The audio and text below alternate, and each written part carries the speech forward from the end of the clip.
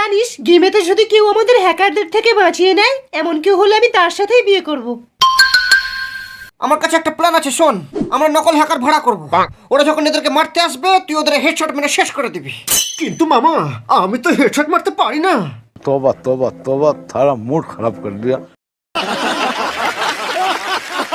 মামা, তুমি শিওর তো এখানে নকল নাকি আসল হ্যাকার থাকে?